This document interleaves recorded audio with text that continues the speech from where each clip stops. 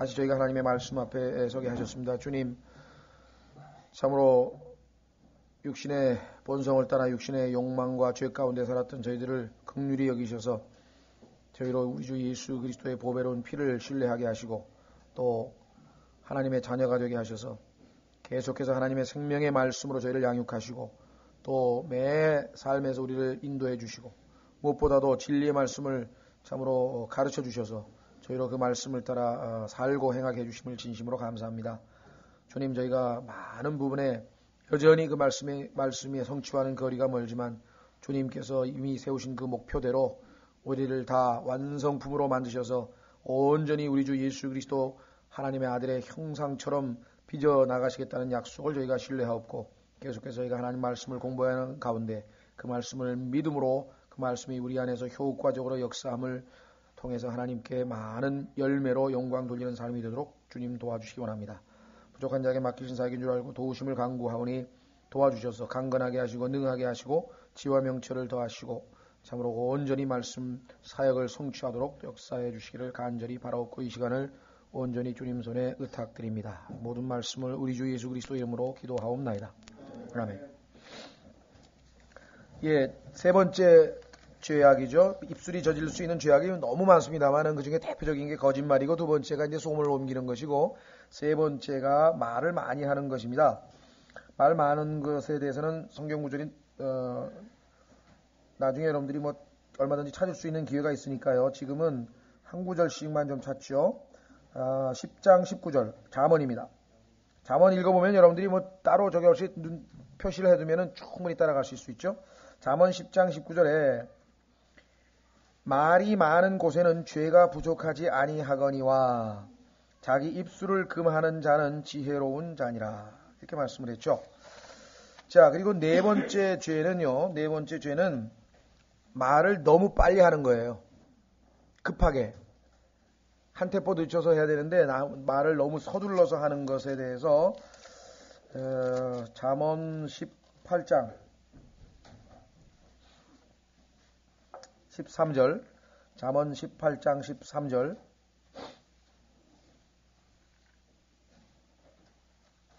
문제를 듣기도 전에 대답하는 자는 어리석음으로 수치를 당하느니라.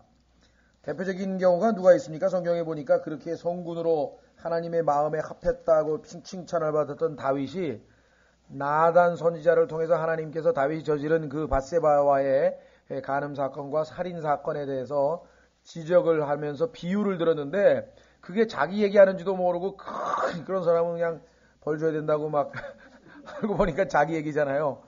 그래서 아주 이 다윗이 나중에 어떻게 기도했는가 보십시오. 여러분과 저도 아마 이 기도는 꼭 자주 드리면 좋을 기도 같은데요. 시편 141편 3절 시편 141편 3절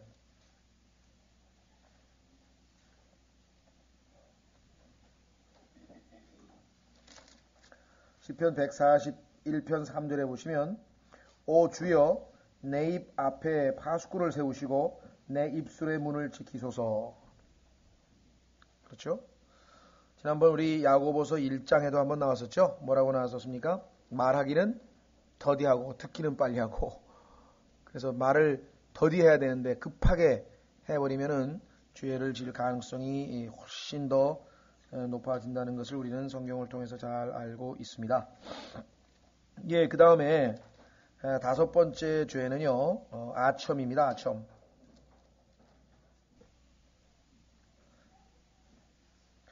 잠언 26장 28절 잠언 26장 28절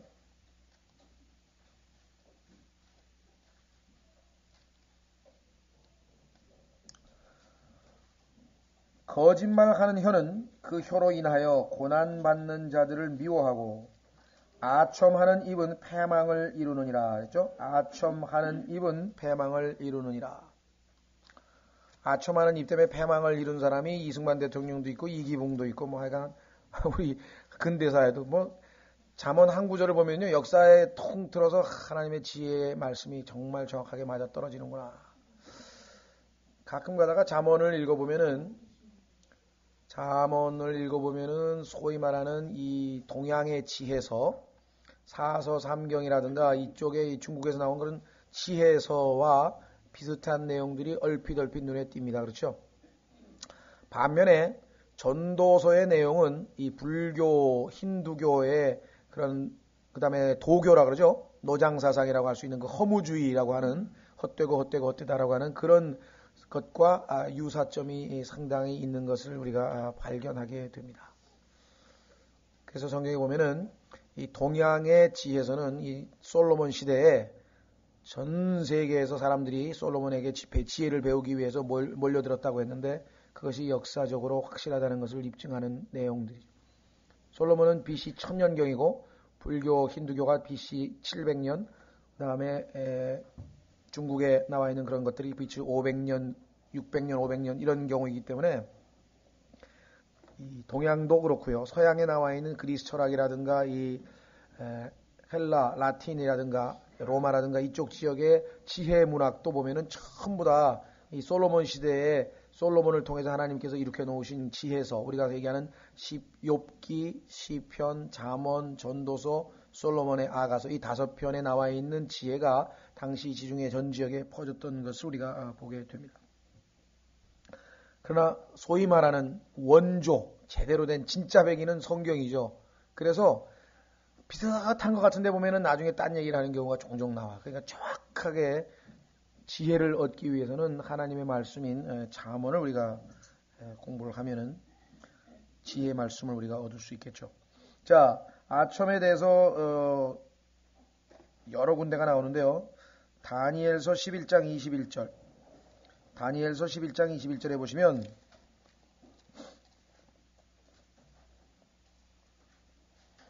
적그리스도가 나중에 이 땅에다가 많은 사람들을 규합해가지고 소위 말하는 예수 그리스도를 대적하는 왕국을 세울 때 사용하는 방법이 아첨입니다. 보십시오. 다니엘서 11장 21절 또 그의 영토에서 일어날 자는 한 비천한 사람이라 사람들이 그 왕국의 존귀를 그에게 주지 아니할 것이라 그가 뭐라 했습니까? 평화로이 들어와서 아첨하는 말로 그 왕국을 얻을 것이며. 자, 신약에도 나와요. 로마서 16장 15절에 18절에 보시면 여러분들이 이 설교 목사들이 하는 설교라든가 그다음에 뭐 신앙 강연이라든가 뭐 소위 말하면 그런 부류의 것들을 우리가 그냥 받아들여서는 안 되고 항상 성경으로 걸러내야 됩니다. 여러분들이 성경을 충분히 알지 못하면은 걸러낼 수가 없어요. 비슷하게 좋은 말을 했는데 알고 보니까 하나님 말씀하고 반대의 말을 하는 경우도 있단 말이에요. 내지 못하면 예를 들면은 로마서 16장에 보시면 이렇게 기록되어 있어요. 그 유명한 말씀이거든요. 18절에 보면은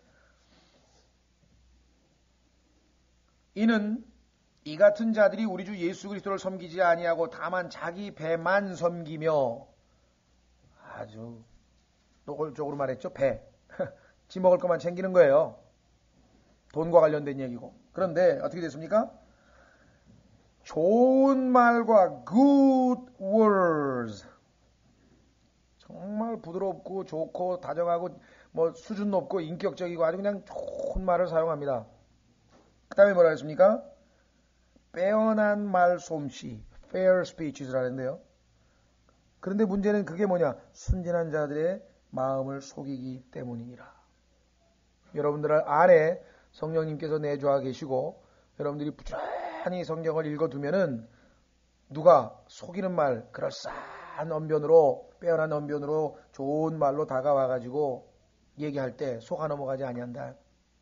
예수 그리스도께서 말씀하시기를 마지막 때에 대해서 좀 얘기해달라고 했을 때 올리브산에 올라가셔서 제자들을 앞에 놓고 예수님께서 하신 유명한 올리브산, 옛날에는 뭐 감람산이라 그랬죠. 감람산 설교에 보면은 첫 번째가 뭐냐면은 속지 말라. 마귀는 십자가에서 예수 그리스도에 의해서 패배를 당한 다음에 그 다음엔 전략을 바꿨습니다. 계속 사람들을 속이는 거예요. 그 첫 번째가 성경을 뜯어 고치는 일이었고 성경으로 사람 속여버리는. 그 다음에는 진리, 교리를 속이는 거예요. 그거 두 가지면은 다른 건 안 해도 돼요. 결과가 나중에 가면은 다 그 뿌리가 이미 썩었기 때문에 뿌리가 잘못됐기 때문에 이 기초가 잘못됐기 때문에 아무리 그 다음에 뭐 봉사를 하고 열심을 세우고 뭐 신앙생활을 그럴싸하게 막 해봐 나중에 다 무너져 버립니다. 그래서 마귀가 하는 일은 오늘날 첫 번째가 속이는 겁니다. 그러니까 무슨 뭐 마귀가 무슨 뭐 이 세상적으로 막 어디 가서 술 마시고 놀러 다니고 막 어떻게 다니고 막 그런 것에 역사한다고 생각. 그거는 마귀가 손을 안 대요. 왜? 그 뭐 가만 놔둬도 다 알아서 다 해주는데 왜 가서 마귀가 극적됩니까? 어떤 데 가서요? 종교적으로. 야, 내가 이번에 한번 성경 좀 제대로 배워야겠는데 누구한테 가야지? 하고 있다가 야, 저기 보니까 성경은 원어로만 공부해야 되는데 원어 아니면 다 엉터리래. 그래, 거기 가자. 그런데 원어가 어떤 원어? 원어에도 여러 종류가 있어요. 개혁성경 번역한 원어로 가지고 공부했다간 다 빠진 거, 다 없는 거 없음 그런 거 다 가지고 공부해봐야 아무짝에도 소용없고요. 네?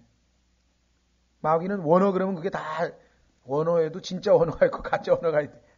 그걸 모른다 이 사람들. 자, 그래서 속이는 것, 저 아첨에 대해서 했고요. 여섯 번째 주의는 뭐냐? 불평입니다. 불평. 자, 잠언 29장 22절.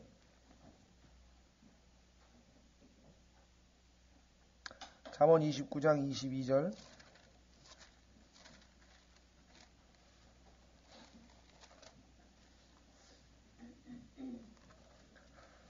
자, 불평인데 이걸로 불평과 더불어 싸우는 거죠. 다투는 거죠. 여기는 지금 다툼이라고 번역도 있죠. 보십시오. 잠언 29장 22절. 노하는 자는 여기 나와 있네요. 다툼을 일으키고 성내어 날뛰는 자는 범죄함이 많으니라. 26장 21절에도 나오죠. 26장 21절 잠언. 타는 숯불에 숯을 더하는 것과 불에 나무를 더하는 것 같이 다투기 좋아하는 자는 다툼을 일으키느니라.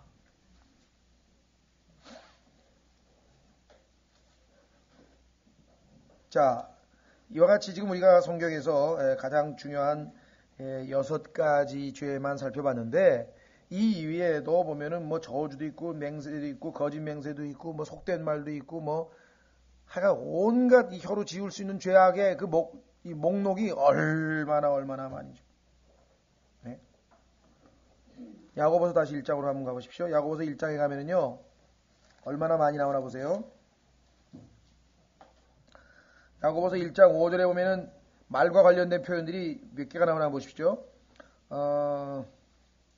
구하란 말이 나오죠. 야고보서 1장 5절에 ask라고 하나님께 구하라, 기도하라 이 말이죠. 말로 하는 거죠. 하나님께 구하라. 13절에 가면은 내가 말하지 말라는 말이 나와요. 13절에 사람이 시험을 받을 때 내가 하나님께 시험을 받는다 하지 말지니, 하지 말다고 하는 얘기가 말이란 뜻이죠. say란 말이죠. say. 영어에 say, 말하지 말라. 말과 관련된 표현이 나와 있죠.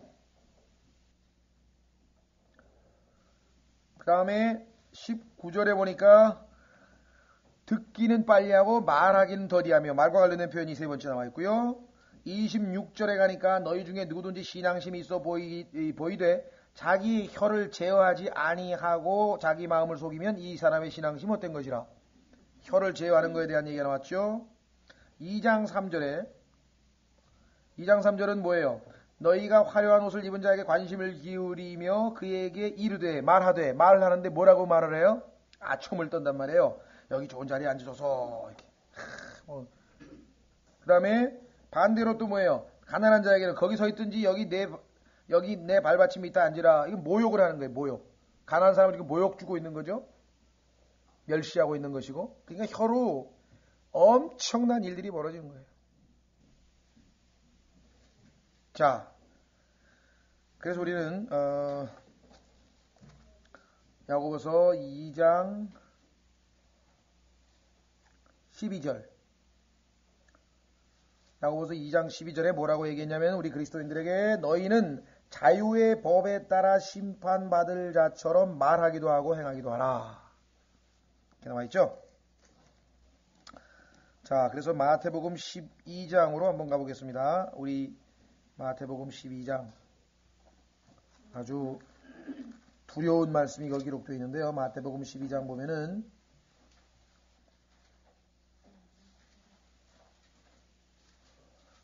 마태복음 12장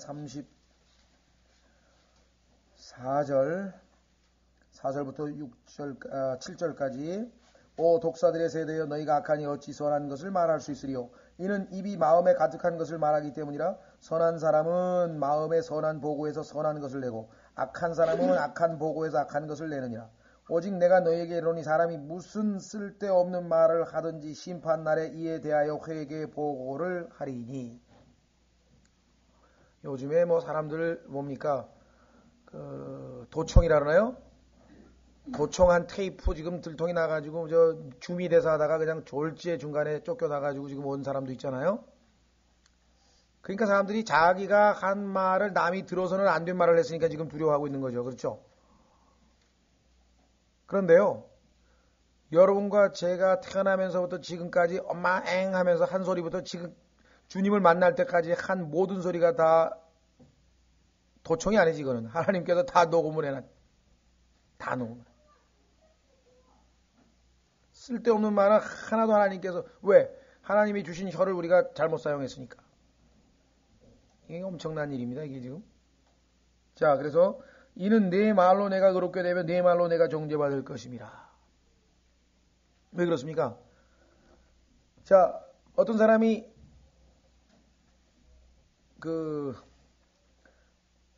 로마서에도 보면 그 얘기가 나오지만 자기가 남에게 질책을 하고 비판을 한 말이 있어요. 그죠? 당신 말이야 뇌물 먹고 말이야. 그래서 나중에 보니까 자기도 뇌물을 먹었대. 그렇게 들통난 사람이 많이 생기잖아요. 그런 것처럼 말로 다른 사람에게 너 왜 이랬냐고 막 그죠? 너 왜 거짓말했어? 하고 막 나중에 보면 자기도 거짓말해. 결국은 거짓말한 사람을 정죄한 사람이 누구? 자기 아니에요. 그러면 자기가 거짓말했으니까 자기가 자기를 정죄하는 셈이 되는 거예요. 그러니까 하나님 앞에 가면요, 100일 하에 모든 것이 공평하게 다 드러나게 되어 있습니다. 이 땅에서 억울한 일 당해도 여기서 무슨 해명을 하고 여기서 무슨 꼭 억울함을 풀려고 그런 생각하지 마십시오. 그거는 넷에 대한 소망이 없는 사람들은 억울하니까. 근데 우리는 하나님 앞에 가면 다 억울함이 풀릴 건데 그거 왜 지금부터 그냥 여기서 막 그렇게 일을 벌리냐 이 말이죠. 자, 그래서 이 시간에는 그냥 짤막하게 정리를 합니다. 하나님께서 우리에게 그 혀를 가지고 뭘 사랑을 사용하려고 했느냐? 사람들에게 화평을 가져다 주라. 한번 확인해 보겠습니다. 잠언 15장 1절. 첫째는 우리의 혀는 사람들에게 화평을 가져다 주는 그러한 대용도로 사용해야 됩니다. 잠언 15장 1절 보시면요. 부드러운 대답은 진노를 돌이키게 하거니와 가혹한 말들은 분노를 일으키느니라. 부드러운 말로 하면은 화났던 사람이 가라앉는다 이 말이죠. 평화. 26절에 나와 있죠. 15장 26절. 사악한 자의 생각들은 주께 가증한 것이나 순수한 자의 말들은 즐거운 것이니라. 사람들을 즐겁게 해준다. 기쁘게. 자, 그 다음에 두 번째는요. 현명한 자에게는 책망을 해줘야 돼요. 왜? 그걸로 인해서 알아들으니까. 반대로, 그러니까 죄송합니다. 현명한 자가 아니라 어리석은 자, 그렇죠? 뭔가 잘못 빗나간 사람들이죠. 빗나간 사람들에게는 우리가 혀를 사용해서 현명한 책망을 해야 돼요. 그렇죠? 그 사람들로 알고 빗나갔으니까 바로 잡아주기 위해서 현명한 책망하는데 우리 혀가 쓰여야 된다. 25장, 잠언 25장 12절.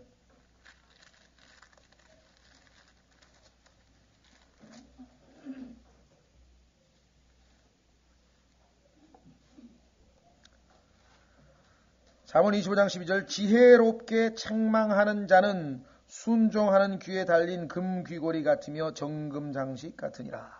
지혜롭게 책망한다. 28장 23절. 28장 23절.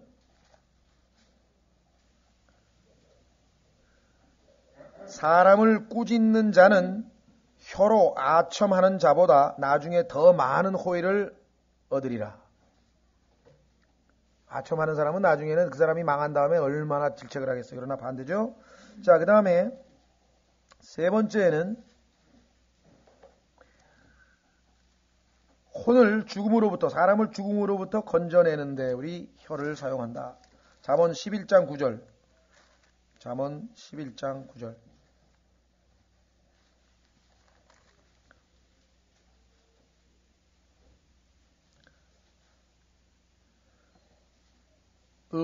위선자는 자기 입으로 자기 이웃을 망하게 하여도 의인은 지식으로 말미암아 건짐을 받느니라. 의인이 지식을 말하면 그 말로 그 지식으로 건짐을 받을 수 있다. 14장 잠언 14장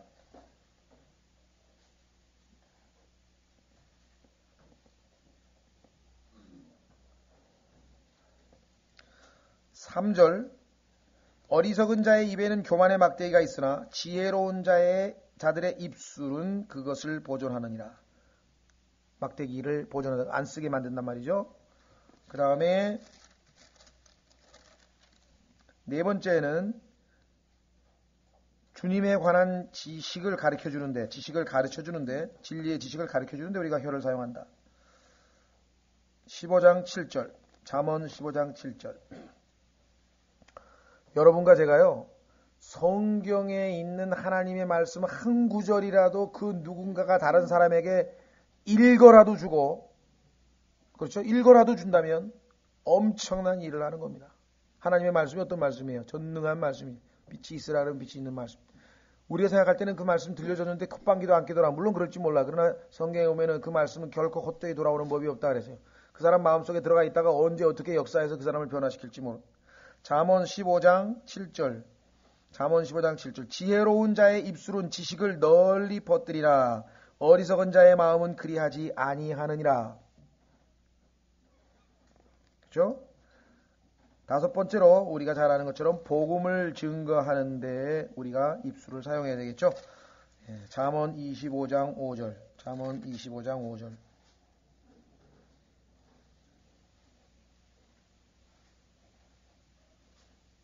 아닌데? 잠언 25장 5절이 아니네.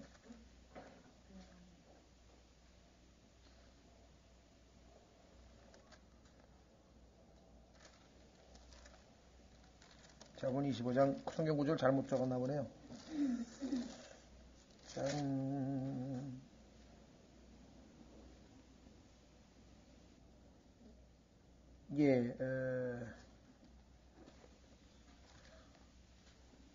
우리가 신약 성경에서 한번 복음 전파에 우리가 사용하는 것, 주님께서 우리로 하여금 복음을 전파하라고 말씀하신 것은 모두 전파되겠죠. 바울이 성경 구절을 지금 찾지는 않겠습니다. 그래서 지금 몇 가지 했죠? 하나, 둘, 다섯 가지입니다. 그렇죠? 우리가 하나님께서 우리에게 혀를 주신 목적, 사람들로 하여금 평안하도록 평안을 가져다 주는 것, 그 다음에 잘못한 사람을 현명하게 책망하는 데 사용한다. 그 다음에 빗나간 사람들 또 이 혼들을 건져내는데, 올바른 곳으로 건져내는데, 그 다음에 주님에 관한 것들, 진리의 지식들을 가르치는데 사용하고, 그 다음에 생명의 복음, 구원을 가져다주는 생명의 복음을 전파하는데 사용하기 위해서 하나님께서 우리에게 혀를 사용하시도록 원하신다. 그러면 이 시간에는요 3장 13절로 가겠습니다. 야고보서 3장 주제가 바뀌어서 13절에서 18절까지. 야고보서 3장 13절에서 18절까지 보시면은 두 가지 내용이 나오는데 지혜에 관한 내용입니다. 지혜. 그런데 그 지혜가 두 종류가 있다고 얘기를 합니다. 자, 보겠습니다. 야고보서 3장 13절에서 18절까지 너희 중에 지혜와 지식을 갖춘 자가 누구냐? 그는 지혜의 온유함으로 선한 생활에서 나오는 행위들을 보일지니라. 그러나 너희 마음속에 독한 시기와 다툼이 있으면 자랑하지 말며 진리를 거슬러 거짓말하지 말라. 이러한 지혜는 위로부터 내려온 것이 아니요 땅에 속한 것이요 관능적인 것이요 마귀에게 속한 것이니 이는 시기와 다툼이 있는 곳에 혼란과 모든 악한 일이 있기 때문이라. 지혜가 어떤 지혜가 있냐면요 위로부터 내려오지 않은 땅에 속한 지혜가 있는데 특성이 7가지고 사람의 지혜, 세상의 지혜, 마귀의 지혜 7가지 특성이 있고 하나님의 지혜도 7가지 특성이 있네요. 거기 보십시오. 17절. 그러나 위로부터 난 지혜는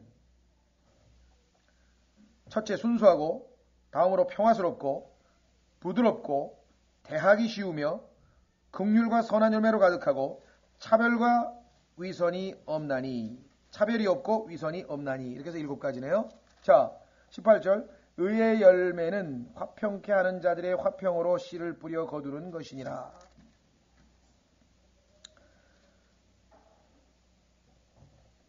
자 다시 본문으로 돌아와서 13절로 옵니다. 너희 중에 지혜와 지식을 갖춘 자가 누구냐? 아마 대한민국 요즘에 교육에 대해서 얼마나 많은 사람들이 교육개혁, 참부모 교육회, 무슨 회, 하여간이 교육 예산이 아마 뭐 우리나라 예산에서 제일 국방하고 다음으로 많을 것 같고요. 교육하면은 하여간 뭐 우리나라뿐만 아니라 전 세계가 아주 떠받드는. 그래서 미국에서 섬기는 미국 현대 미국인이죠. 미국이 섬기면 전 세계가 다 섬기는 거겠지만 특히 미국에서 섬기는 3대의 우상이 뭐냐? 첫 번째가 뭡니까? 돈이에요. 돈. 그죠? 많이. 돈. 그 다음에는 뭐예요? 성이에요. 성. 섹스. 그 다음에 뭐냐? 교육. 에듀케이션. 그 순서대로. 돈. 그 다음에 성. 그 다음에 교육. 이 3가지가 하나님을 대체해버린 미국에서. 근데 전 세계에서 현상은 똑같이 일어나고 있어요. 교육. 그런데 문제는 뭐냐면 요즘에 뭐 참교육, 뭐 무슨 뭐 전교조 뭐 이런 사람들이 나타나서 소위 말하면 이제 균형 잡힌 교육을 해보자 그러는데 교육하면 우리 속에 떠오르는 건 뭐냐면은 지식을 축적시키는 거예요. 지식을 축적. 지식을 축적시키는 것은 뭐냐면 지식이라고 하는 것은 어떤 것에 대한 사실이에요. 사실을 갖다가 정보를 얻어내서 머릿속에다 잔뜩 집어넣는 거예요. 지식. 그러나 그 지식을 어떻게 활용할 것인가? 이게 지혜예요. 그러니까 어떤 사람은 지식은 없는데 별로 없는데 지혜가 많은 사람 있죠. 정주영 씨 같은 사람 배운 건 없는데 지식은 돈 주고 사오면 되잖아. 예? 뭐 사람들 돈 월급 준다는 막 그냥 박사들이 쪼르르 몰려잖아요. 그 사람들을 이 사람은 잘 이용을 했네. 이 사람을 어떻게 어디다 써먹고 판단력이 좋죠. 그래서 이 지식은 소위 말하면 이제 우리나라에 보면은 이제 소위 말하면 대학 교수들이 제일 많겠죠. 일반적으로 봤을 때. 근데 그 사람을 갖다가 뭐 제일 경제학에 우리나라에서 최고 대가라 그래가지고 그 사람을 갖다가 기획부 장관을 시키면 그 사람이 잘 할 거냐? 그건 또 아니라 이 말이에요. 그렇죠? 우리나라의 행정학에 대가를 시켜가지고 뭐 행정자치부 장관 시켜놓는다. 그래가지고 그 사람이 제대로 운영할 거냐? 그건 또 아니라. 그러니까 지식과 지혜는 별개예요. 지식은 사실에 대한 정보를 우리가 얻을 수 있어요. 자, 이거를 세상에다 적용할 것도 없어요. 세상에서는 뭐 우리 충분히 이해할 수 있어. 그렇죠? 저 사람은 머릿속에 든 건 없는데 꽤가 많고 말이야. 정말 그 지혜라 그래. 세상의 지혜. 그렇죠? 지혜 많은 사람. 그래서 이 소위 말하면 이 상아탑, 소위 말하면 그 지식은 잔뜩 가지고 있는데 지혜가 없는 사람이 있고요. 반대되는 경우도 있고요. 물론 2개 다 갖춘 사람도 있겠죠. 세상적인 지혜. 이 히틀러가는 참으로 지혜로운 사람이었죠. 그 사람이 그 독일 민족을 완전히 그냥 하나 되게 단결시키는데 기가 막힌 조직 장악력과 사람의 마음을 사는 어떤 뭐 설득력과 하여간 뭐 굉장하죠. 저 쿠바의 카스트로 같은 사람도 보통 사람이 아니죠. 그 사람 뭐 머릿속에 든 지식은 별로 없는데 어떻게 해서 그 강국 미국이 바로 코앞에 있는데 그 앞에서 공산주의를 버리지 아니하고 그렇게 버텨내면서 그것도 정말 그것도 보통 지혜가 아니. 뭐 김일성, 김정일도 지혜로 치자면 보통 사람들이 아닌 것 같고요. 근데 그게 어떤 지혜냐 이제 이게 문제죠. 자기 자신을 위해서 지혜를 사용하는 게 마귀적인 지혜고 나중에 보면은요. 자아를 위해서 하나님을 위해서 지혜를 사용하는 걸 성경에서 뭐라 그러냐면은 명철이라 그래요. understanding. 뭔가를 이해를 했어. 지혜를 가지고 있긴 있어. 그런데 그 지혜를 하나님의 영광을 위해서 사용할 줄 아는 사람을 명철이 있는 사람이라. 그러니까 마귀는 지혜는 있어요. 성경에 보면은 마귀의 지혜가 아주 뭐 보통 지혜가 아니에요. 마귀는 명철은 없어요. 왜? 하나님의 영광을 위해서 지혜를 사용할 줄 모른다. 문제는 오늘날 우리 그리스도인에게도 동일한 일이 벌어진다는 거죠. 동일한 일. 성경 지식은 엄청 갖다가 특히 이 킹잼 성경의 독립침례교회 진영이면은 미국에서도 그렇고 우리나라에서도 그렇고 성경에 관한 지식은 제일 많아. 하나님의 경륜 영원에서부터 영원까지 그냥 쫙쫙 깨입니다. 쫙쫙 깨요 그냥. 예? 그런데 그 지식이 그죠? 그 사람에게 쌓여있는 지식이 어떻게 사용되고 있는가? 위로부터 온 하나님의 지혜롭게 사용이 되고 있느냐? 아니면 그 지식을 가지고 사람들을 파괴하고 상처 입히고 자신의 교만을 드러내고 자신의 지식을 과시하고 자기 자신을 드높이고 예? 여러분들 가끔 가다가 큰 행사, 기독교 행사 같은 거 나오는 거 보셨어요? 막 동아일보 이런 데가 막 박옥수는 누구인가? 박옥수가 누구예요? 죄인이지. 무슨 박옥수는 누구인가? 그럼 왜 거기다 왜 써요? 예? 이제 내일 설교 내용인서 이야기를 길게 하면 안 되겠다. 그러니까 그 목사들이 한심스러운 게 하나님 앞에 가서 왕관 받을 일들을 여기서 다 놓쳐버리는. 그러니까 두 종류의 지혜가 있다는 거예요. 자, 한번 확인해 보겠습니다. 너희 중에 지혜와 지식을 갖춘 자가 누구냐? 그는 어떻게 해야 돼요? 지혜의 온유함으로 선한 생활에서 나오는 행위들을 보일지어다. 하나님이 주신 지혜롭게 돼야지. 자, 한번 확인해 보겠습니다. 마귀는 어떤 사람인가? 에스겔서 28장에 가면은요. 마귀는 어떤 자인가 보세요. 엄청나게 지혜로운 사람입니다. 하나님이 창조하신 피조물 중에서요. full of wisdom. 지혜가 충만한 사람이 누구냐? 마귀예요. 그러니까 여러분들이 세상에서 출세하고 싶으면은요. 마귀에게 찾아가면 얼마든지 출세할 수 있어요. 마귀에게 찾아가. full of wisdom. 에스겔서 28장 11절. 주의 말씀이 또 내게 임하니라 이르시되 사람의 아들아 너는 두로의 왕에게 애가를 지어 그에게 이르기를 주 하나님께서 이같이 말씀하시느니라. 두로의 왕이지만요. 이 두로의 왕이라고 하는 것은 실제 역사적인 인물인데 그는 마귀를 예표하고 있어요. 왜? 여기 나와 있죠. 너는 지혜가 충만하여 그 다음에 아름다움이 완전하여 모든 것을 봉인하는 자로다. 이런 인간이 이 세상에 존재했느냐? 아닙니다. 인간이 아니라는 걸 어떻게 알 수 있어요? 13절에 나오잖아요. 내가 하나님의 동산 에덴에 있었더니 하나님의 동산 에덴에 있었던 인간은 누구였습니까? 이브와 아담과 그 다음에 누구? 마귀, 뱀. 에? 모든 보석 곧 혼보석, 황옥, 다이아몬드와 녹주석과 줄마누와 벽옥과 사파이어와 에메랄드와 석류석과 황금이 너를 덮었으며 성경의 창세기에 보면 황금, 보석 얘기 나오는 거 다 아시죠? 네가 창조된 날에 네 안에서 작은 붓가 쭉 나옵니다. 그러니까 이 얘기를 하려는 게 아니고요. 지혜가 충만하다고 12절에 나와요. full of wisdom. 그런데 이 사람은 죄를 어떻게 지었나 한번 보세요.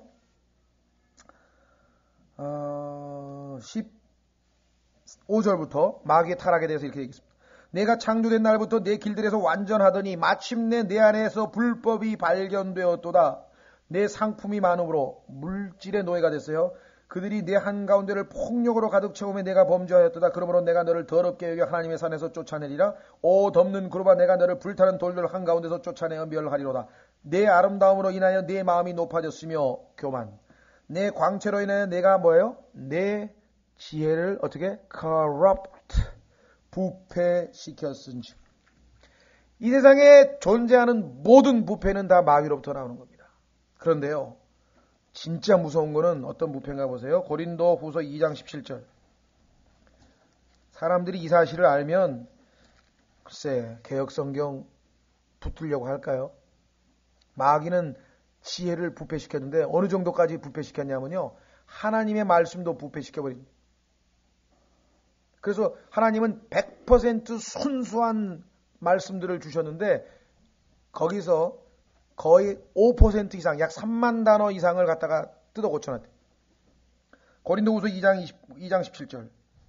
바울이 하나님께서 바울을 통해서 신약 성경 기록하면서부터 미리 경고를 했어요. 뭐라고? 이는 우리가 하나님의 말씀을 변개시키는 많은 사람들 같지 아니하고, 이 변개시킨다는 단어가 아까 구약 성경에서 읽었던 corrupt, 부패시킨다는 단어하고 똑같습니다. 요번에 아마 교회를 볼 때 이게 부패로 고쳤네. 부패. 하나님 말씀 부패시켰대요. 자, 그래서 우리는 다시 야고보서로 옵니다. 야고보서에 보면은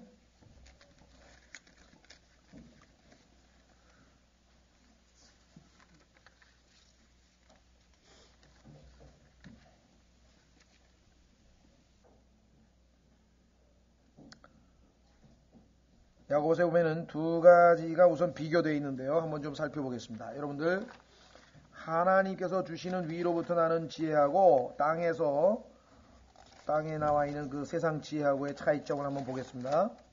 자, 우선 14절. 그러나 너희 마음속에 독한 시기와 다툼이 있으면 자랑하지 말며 진리를 거슬러 거짓말하지 말라. 자, 이러한 지혜는 나와 있네요. 15절에. 우선 두 개부터 비교합니다. 첫째, 이러한 지혜는 독한 시기와 다툼, 진리를 거슬려 하는 거짓말, 이런 지혜는 어떤 지혜냐? 첫 번째, 위로부터 내려온 것이 아니오 그랬죠? 예. 그러면서 뭐라고 했습니다. 첫 번째 특성, 땅에 속한 것. 영어로 하면 earthly, 땅에 속한 것. 특징, 성경에 보니까 우리 그리스도인들은 그리스도와 함께 영적으로 부활한 사람들이기 때문에 위에 있는 것에 애착을 두고 땅에 있는 것에 애착을 두지 말라 했는데, 그 땅에 있는 것이란 말이 earthly예요. 그리고 우리의 이 육체는 땅에 속한 것이라 그랬어요. 땅에서 났는데 예수 그리스도 그 주님은 위로부터 하늘에서부터 났다고 고린도전서 15장에 나오죠. 땅에 속한 자와 하늘에 속한 자를 비교했다. 성경에서 earthly, heavenly, 하늘에 속한 자, 땅에 속한 자 엄청나게 반복되나. 그런데 첫 번째가 바로 그렇죠. 그 다음에 두 번째는 뭡니까? 두 번째 하기 전에 17절 보세요. 위로부터 난 지혜는, 자, 위로부터 내려오지 않은 지혜와 위로부터 난 지혜를 비교하는데, 위로부터 난 지혜는 어떤 거냐? 첫째, 순수하고. 여러분들, 땅에 있는 거는 순수하지 않다 이 말이죠. 왜? 아까 더럽혀졌다 그랬잖아요. 마귀가 더럽혀 버렸잖아요. 하나님은 뭐예요? 순수한 분이죠. 대조가 된다 이게요. earthly, 땅에 속한 거하고 순수한 거. 하나님께서 말씀하시기를 하나님의 말씀은 순수한 말씀이라고 성경에 얘기했죠. 주님은 순결하셔서, 순수하셔서, pure, 여기 나와 있는 거 똑같아요. 순결하시기 때문에 차마 악을 보지 못하는 분이라고 하박국서 3절에도 말씀. 그러니까 대조가 되죠. earthly하고 pure. 그 다음에 두 번째 보세요. 위에 속한 거는 어떤 지혜인가 보세요. 땅에 속한 지혜. 두 번째는 관능적이요. 관능적이요. sensual. 관능적이라고 하는 말은 뭐냐면요. sense가 뭐냐면 감각이거든요. 감각. 우리 눈으로 보고, 귀로 듣고, 입으로 냄새 맡고, 혀로 맡고, 그 다음에 손으로 만지고, 시각, 청각, 후각, 그 다음에 촉각, 미각, 이 5가지 있잖아요. 감각적이라 이 말이에요. 감각적. 그러니까 그냥 외부에서는 자극에 의해서 그냥 반응하는 이런 의미예요. sensual, 관능적이다. 그러니 그냥 가만히 있질 않죠. 왜? 자극이 계속 오잖아요. 눈으로 뭐 들어오고 귀로 뭐 들어오고 그냥 막. 그런데 두 번째 위로부터 난 지혜는 어떠냐? 평화스럽고 감각에 의해서, 느낌에 의해서 요동치지 않아요. 외부 세계가 막 엄청나게 막 불안한 일이 벌어지고 뭐 홍수가 나고 뭐가 나고 막 그냥 그런 거 보면 막 감각적인 사람들은 불안해지잖아요. 그렇죠? 근데 그리스도인들은 하나님께서 이 모든 것을 통제하고 계신다. 하나님께서. 그렇기 때문에 그분께서 무슨 이유가 있어서 이와 같은 현상이 벌어지는 것을 받아들이고, 그러한 와중에서도 왜요?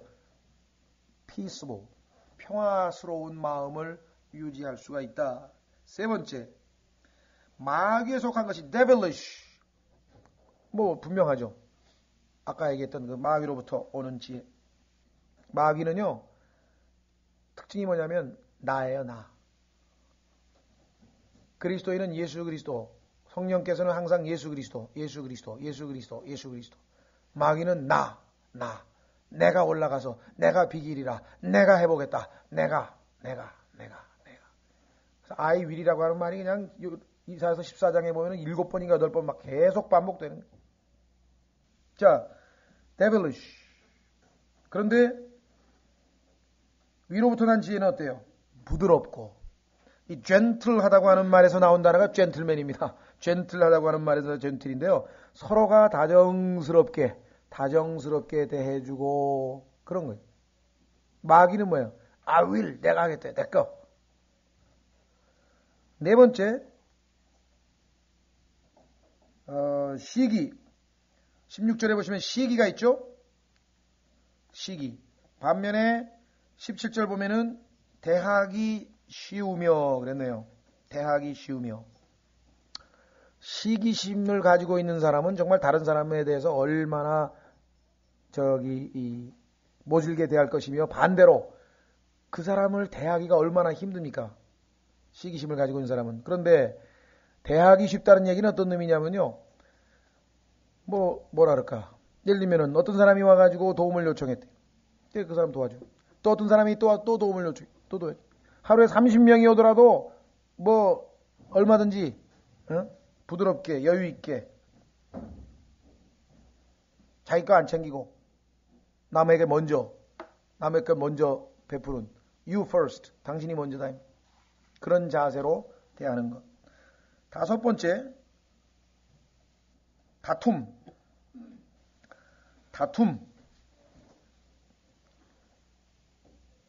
아까 그 지식에 대한 얘기를 했습니다만은 지식이 많은 사람들끼리 모이면은요 항상 다투요. 그래서 성경에 대해서도 많이 아는 사람들끼리 모이면 다투는데 웬만큼 성숙하지 않으면은 잘못하면 다투요. 많이 다툽니다. 그래서 보면은 옛날에 이 성경에 대해서 다투다가 논쟁하다가 갈라진 사람들이 엄청나게 많고 그것도 좋게 안 갈라지고 막 감정 상하게 갈라진 사람들이 엄청나게 많아요. 그런데 위로부터 난 지혜는 어떻다 그랬습니까? 두 가지네요. 두 가지가 아니라 여기 보세요.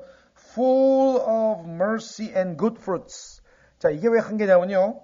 거기 보시면은 gentle 다음에 부드럽다고 할 때 그 다음에 콤마가 치고 and가 있고요. 그 다음에 맨 뒤에 가면은 without partiality 다음에 콤마 치고 and가 나오거든요. 이 콤마가 없어요. and 앞에. 그 얘기는 뭐냐면 full of mercy and good fruits 이 두 가지가 하나란 말이에요. 그러니까 긍휼과 선한 열매로 가득하고 이 full이라고 하는 두 가지를 다 봤죠. 긍휼과 선한 열매로 가득한 거하고 다툼이 있는 거하고 한번 비교해 보십시오. 얼마나 대조적인가. 여섯 번째 특징 혼란. 그렇죠? 16절에 혼란, confusion, 혼란. 자, 아까가 아니라 지난번에 우리 야고보서를 공부해 볼 때 야고보서에서 어떤 일이 벌어졌습니까? 어떤 사람이 그냥 멋지게 입고 말이야 그냥 좋은 차 타고 탁 교회 보니까 아이고 어서 오시라고 막 앞에 앉으시라고 막 식사도 저기 누구 형제 식사도 타다 드리라고 막 이러더니 가난하고 그냥 좀 허수름하게 오니까 저기 뒤에 가서 앉든지 가든지 마음대로 하라고 이랬다 이 말이에요. 그게 컨퓨전이잖아요. 이게 그렇죠? 일관성이 없죠? 혼돈이 온다 이거 혼돈. 어떻게 그리스도인은 사람들을 대해야 되겠는가? 그렇죠? 그래서 이 혼란, 컨퓨전이죠. 하나님은 컨퓨전, 혼란의 창시자가 아니요. 그래서 성경에 나와 있어요. 혼란스럽다 이건 전부 다 제가 옛날에 그 은사주의를 가지 않은 이유 중에 두 가지가 있었는데요. 영적으로 어려가지고 잘 몰랐어요. 아무것도 몰라요. 구원받은 지 한 5, 6개월, 7, 8개월. 그러니까 1월 달에 구원받아서 7월인가 8월 됐으니까 1년도 안 된 상태인데 은사주의가 들어와가지고 그냥 방언을 하고 등을 두드리고 무슨 통성 기도를 하고 고래고래 소리를 지르고 축사를 하고 그냥 완전 난장판이 됐었어요. 이상하다. 말씀이 딱 떠오르는 거죠, 저한테. 하나님은 혼란의 창시자가 이게 지금 뭐냐 이게 지금 혼란도 이런 혼란이 없어. 남이 이거 다 어떤 형제들은 뛰어다니면서 등짝을 두들겨 댕기고 난리법석이에요. 여러분들 그런데 있어봤는지 안 있어봤는지 잘 모르겠지만 야, 이건 아니다. 이게 하나님으로부터 온 게 아니다. 그런 생각이 들었고요. 두 번째는 성경에 보면은 방언을 주시든 뭘 하든 성령께서 자기의 뜻대로 나눠준다 그랬는데 막 악써가지고 막 달라 그러고 막 소리 지르고 이것도 좀 뭔가 이상한데 은사는 하나님께서 다 알아서 주시는 건데 예? 그러면 선물이라고 하는 게 주는 사람 마음대로 주는 것이 달라는 사람 마음대로 주는 선물이니까 뭐 이것도 좀 이상하다. 그러니까 몇 가지 가운데서 그 중에 하나가 바로 혼란, 질서. 자, 그 다음에 보세요. 혼란과 반대되는 대조적인 것 보니까 뭐라고 됐습니까? 차별이 없다 그랬어요. 뒤에는 우리 성경은 일곱 가지를 사실은 성경이 대조하기 위해서 이렇게 했는데 번역상 그냥 차별이 없다라고 하는 without을 한 개로 처리해서 두 개를 같이 붙여놨는데 사실은 차별이 없고 위선이 없나니 이렇게 해야 정확하게 7개씩 맞아떨어지거든요. 영어로는 그렇게 돼 있어요. without partiality. 차별이 없다. 모든 사람을 동등하게 대하는 거예요. 부자가 와도 형제 잘 오셨습니다. 한번 주님 뜻이면은 계속 같이 교제하시기 원하시고 오늘 아주 좋은 교제하고 풍성하게 은혜 받으시고 교제하시기 바랍니다. 여기 가난한 사람이 와도 마찬가지고 그게 차별이 없는 거죠. 그거하고 혼돈하고 반대되고 그 다음에 7번째 악한 일 반면에 위선이 없나니 위선이라고 하는 이 단어의 원래 어원은 뭐냐면요. 마스크를 쓴다는 거예요. 마스크. 그냥 본래 있던 모습 그대로 오지 않고 예배당에 와서는 마스크를 딱 쓰는 거야. 경건한 모습으로 샥 돌변해가지고 그래서 그 어떤 최근에 제가 읽었던 책 중에 하나 보니까 그런 얘기가 나와. 이 뭐라 그러나 부흥 집회가 열려가지고 그냥 사람들이 와가지고 이제 뭐 소위 말하는 은혜 받고 기존 교회에서 많이 하잖아요. 막 은혜 받고 막 부흥 집회 끝나는 날이에요. 아마 월요일부터 뭐 금요일까지 했나 보죠. 금요일 날 끝나는 날. 근데 한 여자 권사님이 여자 자매니 권사님이 아예 이불을 싸들고 온 거야. 그래서 아니 이게 오늘 웬일이십니까? 그러니까 오늘부터 교회에서 잘납니다. 예배당에서 잘납니다. 왜 그래요? 그러니까 우리 남편은 예배당에서는 천사인데 집에 가면 마귀니까. 그래서 부흥회 끝났으니까 이제 집에 가면 큰일. 차라리 나는 여기서 계속 잘납니다. 우스갯소리 같은 얘기가 있어요. 그만큼 그리스도인들이 가장 많이 듣는 비판 중에 하나가 위선이거든요. 특히 서양에서 보면은 우리가 그 언행을 조심하고 정중하게 하고 이런 건 뭐 그리스도인들에게 필요하지만 너무 가식적으로 이렇게 말하는 거 있잖아요. 그죠? 그런 것들. 그런 위선적인 태도에 아주 이 유럽의 젊은이들이 아주 교회를 많이 떠났다라는 얘기들을 우리가 많이 듣습니다. 자, 그래서 우리는 7가지를 지금 서로 대조해 봤는데, 그렇죠? 7가지를 서로 대조해 봤는데, 자, 거기에 관련 지어서 우리 세상 시간이 조금 더, 자, 우선 7가지를 대비해 봤는데요. 그래서 몇 가지 좀 보완을 하도록 하겠습니다. 자, 이 세상 지혜, 아까 우리 그 위에서부터 내려오지 않은 지혜를 성경에서는 뭐라고 이름을 붙이는지 한번 좀 확인을 해보려고 합니다. 고린도전서 3장. 고린도전서 3장에 가면은 이것을 세상 지혜라고 성경이 말하고 있어요. 세상 지혜. 그 다음에 또 사람의 지혜. 그러니까 하나님의 지혜와 사람의 지혜가 틀리죠? 세상 지혜와 하늘의 지혜가 물론 틀리겠습니다. 여러분들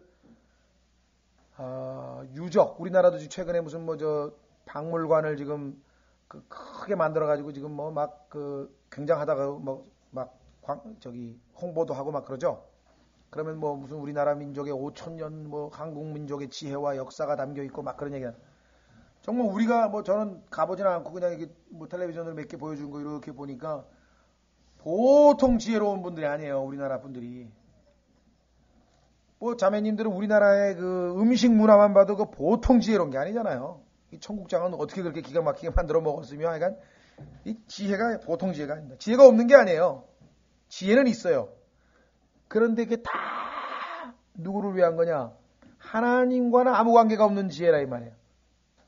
명철, understanding, 이 결여된 지혜. 그 지혜 자체가 다 나쁘다는 건 아니에요. 얼마든지 인류를 위해서 좋은 일을 했고 다 했지만은 하나님과의 관계에서 사용되는 지혜가 아니면은 그것은 하나님께 영광 돌릴 수가 없다. 바벨탑 보세요. 우리나라 뭐 첨성대도 그렇고요. 또 잉카도 가보면요. 그 화산이 많은 지대고 많은 지진이 일어나는 지대인데 어떻게 해서 그렇게 탈을 하나요? 바르는 거 있잖아요. 접착제. 이게 벽돌 쌓으면 벽돌과 벽돌 사이에다 이렇게 탈을 발라서 이렇게 붙이잖아요. 회 반죽을. 그런 거 하나도 없이 그냥 자연석을 돌로 쌓았는데 강도 7.8 7, 8 되는 그러한 지진에도 끄떡도 안 하고 남아 있는 거예요. 피라미드는 뭐 말할 것도 없고, 피라미드는 누가 지었는지에 대해서는 또 이제 얘기가 많겠습니다만은, 어쨌거나 하여간 이 세상의 지식과 지혜로 치자면은 뭐 어마어마합니다. 마귀가 full of wisdom 한 자인데, 그가 이 세상의 통치자여 임금이니까 얼마나 지혜롭게 할 것인가 한번 생각을 해 보시기 바랍니다. 문제는 그 지혜와 지식을 누구를 위해서 사용하는가? 그리스도인들도요, 자기 이름을 드러내기 위해서 성경 지식을 사용한다든가 하나님이 주신 지혜를 자기의 유익을 위해서 사용한다든가 이거는 devilish, 마귀적인 것이다. 자, 보겠습니다. 고린도서 3장 18절, 19절 보시면요. 고린도서 3장 18절 아무도 자신을 속이지 말지니 너희 중에 누구든지 이 세상에서 지혜로운 것처럼 보이려거든 어리석은 자가 되라. 그리하여야 지혜로운 자가 되리니 이는 여기 나와 있어요. 이 세상의 지혜가 하나님께는 어리석은 것이기 때문이요. 자, 이 세상의 지혜를 뭐라고 얘기하냐면요. 철학이라 그래요. 철학이라고 하는 단어는 아시다시피 philosophy죠. philo, 사랑한다는 단어하고 sophia, 지혜라는 단어하고 합쳐졌어요. 그래서 이 그리스 사람들, 이 세상을 대표하는 그리스 문화는 뭐예요? 필로소피아잖아요. 철학이잖아요. 세상을, 지혜를 사랑한다. 지혜를 사랑한다. 그렇죠? 그래서 그 소피아가 지혜의 여신입니다. 지혜의 여신. 세상의 지혜. 그죠? 세상의 지혜. 그런데 하나님께는 어리석은 것이기 때문이에요. 왜? 이 세상에서 가장 지혜롭다고 하는 사람이 뭐라 그래요? 하나님은 없다. 그게 버트런 러셀 등등등 뭐 약간 수많은 철학자들이 많아요. 하나님은 없다. 그런데 시편 14편 1절에 마음이 어리석은 자는 마음에 이르기를 하나님이 없다 하더라. 한 번만 쓴 게 아니에요. 시편 53편에 가니까 또 있어요. 어리석은 자는 마음에 이르기를 하나님이 없다. 그러니까 이 세상에서 제일 지혜로운 철학자가 하나님이 없다. 그랬죠? 그러면 여기 나와 있잖아요. 하나님께는 어리석은 것이기 때문에. 근데 하나님은 시편에서 어리석다 그랬다. 에? 하나님이 있는 걸 어떻게 아느냐? 하나님이 만드신 이 자연 있잖아. 거기서 외적인 증거가 있고 하나님께서 우리 마음속에 기록해 놓으신 율법, 양심이 또 있잖아. 내적인 증거 있잖아. 그렇죠? 그런데 태어나가지고 초등학교서부터 대학까지 대학원, 그 다음에 요즘에는 포스트닥이라, 그러니까 대학원, 그 다음에 박사과정, 그 다음에 박사 후과정, 그것까지 해가지고 26년, 7년, 30년을 공부를 해가지고 말이죠. 그것도 최고의 석학이라는 사람이 한다는 소리가 하나님은 없다. 그래서 하나님께서 성경엔 뭐라고 써놨어요? 어리석은 자는 마음에 이르기를 하나님이 없다. 자, 다시 돌아갑니다. 고린도서 3장 19절 이는 이 세상의 지혜가 하나님께는 어리석은 것이기 때문이요 또 기록된 바 그분께서 지혜로운 자들을 자기 꾀에 빠지게 하신다 하였고 자기 꾀에 빠져가지고 뭐라 그러는 줄 아세요? 인간은 물질이라는 게 물질. 처음에는 무기물이었는데 그 무기물은 어디서 나왔냐 그러니까 뭐 우주가 폭발을 했대요. 뭐 빅뱅이지. 하여간 그래가지고 그 물질이 하나 있었는데 그 물질이 점점 뭐 하더니 복잡하게 돼서 뭐 예를 들면은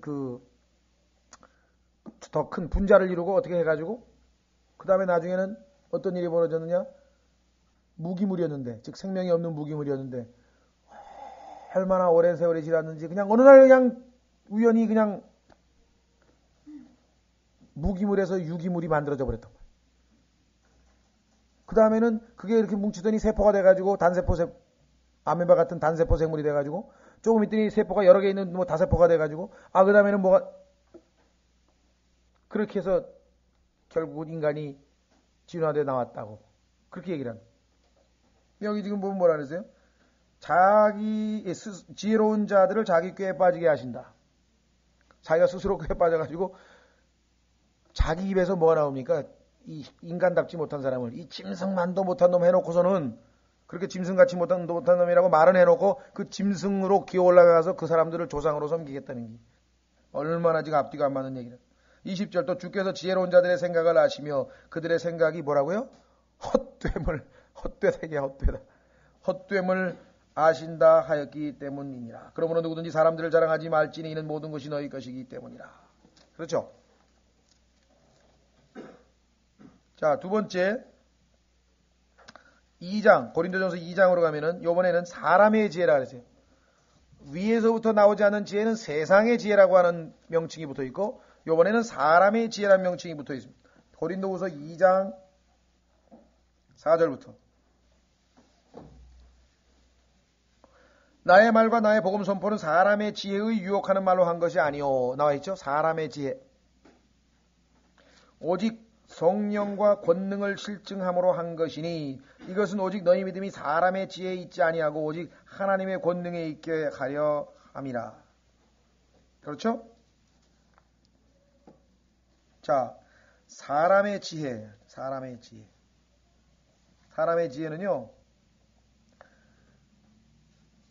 겉보기에는 아주 그럴싸한 것 같지만 실제적으로는 아무런 결과를 낳지 못하는 그러한 지혜입니다. 결국은 가장 지혜롭다고 하는 사람들이 예수 그리스도의 십자가를 거부하고 구원의 길을 거부하고 하나님을 거부하고 진리를 거부하고 제일 앞장선 사람들이 바로 그 사람들이죠. 그래서 세상의 지혜를 두 가지로 요약을 했는데 성경에서 철학과 그다음에 뭐랬습니까? 과학. 철학과 과학. 과학이란 말은 사이언스는요. 우리가 생각하는 자연과학만 얘기하는 게 아니라 인문과학, 사회과학, 그 다음에 모든 소위 말하는 그래서 사이언스 하면은 우리말로 번역은 학문이네, 학문. 내추럴 사이언스야 이제 자연과학이 되는 거고 휴머니티즈도 있고 소셜 사이언스도 있고 폴리티컬 사이언스도 있고 온통 그게 학문이란 말이에요. 그러니까 철학과 학문, 철학과 과학이라고 하는 이 두 가지가 인간의 지혜로부터 비롯된 것인데 누구 말 맞다나 6,000년 동안 인간이 지혜를 발전시켜가지고 한 게 뭐가 있습니까? 사람들로 하여금 평생 번 돈을 병원에서 쓸데없이 약물 주사 맞아가면서 20년, 30년 생명을 좀 연장시키다가 돈 다 탕진하고 가라고. 그렇죠? 그것도 좀 건강하게 해주면 또 몰라. 건강하게 해주면 몰라. 그냥 목숨만 번져가지고 또 결국은 결론이 뭐예요? 죽음으로 끝났지. 죽음 문제를 해결했습니까? 질병 문제를 해결했습니까? 가난 문제를 해결했습니까? 죄 문제 해결한 게 하나도 없잖아요. 6,000년 동안. 왜 그래요? 뿌리를 손을 안 댔기 때문에. 뿌리가 뭔데? 죄잖아요. 모든 인간의 문제는 죄로부터 나오는데 그래서 예수님께서는 이 땅에 오셔서 인간의 가난 문제, 인간의 무슨 질병 문제, 인간의 이런 모든 문제들은 자동적으로 나중에 해결이 돼. 뭐가 해결이 되면? 죄 문제가 해결이 되면. 예수님께서 우선은 뭐예요? 스스로 자신이 우리를 대신해서 죄가 되셔서 하나님 앞에 죄값을 치르시고 문제를 해결하십니다. 성경만이 정확하게 문제 해결을 시도하는 것이고 나머지 종교들은 다 뭐예요? 현상을 없애려고 하는 거예요. 현상. 고통을 없애려고 하는 게 불교죠. 고통. 자, 고린도 시간이 됐네요. 1장 그거 한 군데만 읽고 오늘은 다음 시간에 좀 더 계속해야 되겠습니다. 1장에도 고린도전서 1장에도 보면은 역시 사람의 지혜 고린도서 1장 19절 기록된 바 내가 지혜로운 자들의 지혜를 무너뜨리고 변별 있는 자들의 명철을 쓸모없게 만들리라 하였으니 지혜로운 자가 어디 있느냐 서기관이 어디 있느냐 이 세상의 변론가가 어디 있느냐 하나님께서 이 세상의 지혜를 어리석게 한 것이 아니냐. 그 다음에 보세요. 사람의 지혜와 세상의 지혜와 대조되는 게 뭐예요? 21절에 하나님의 지혜에 있어서는 세상이 지혜로 하나님을 알지 못하므로 하나님께서 복음 선포에 어리석은 것으로 믿는 자를 구원하시기를 기뻐하셨나니. 자, 이 얘기는 다음에 해야 되겠네. 아무래도 뭐 좀 늦어도 상관없는데 이게 녹음이 중간에 또 안 돼버리면은 다음 시간에 듣는 분이 불편하시니까 다음 시간에 계속해서 조금 더 보완하고, 그 다음에 4장도 이게 아주 보통, 야고보서 4장이 보통 장이 또 아닙니다. 이게 전쟁의 원인에 대해서 말씀하고 있기 때문에 이 세상에 있는 똑똑한 사람들이 이 세상에서 제일 큰 문제가 뭐냐 그랬을 때 전쟁이라 그러거든요. 근데 원인을 규명을 못해요. 성경에는 그 원인이 뭔가를 딱 풀어. 다음 시간에.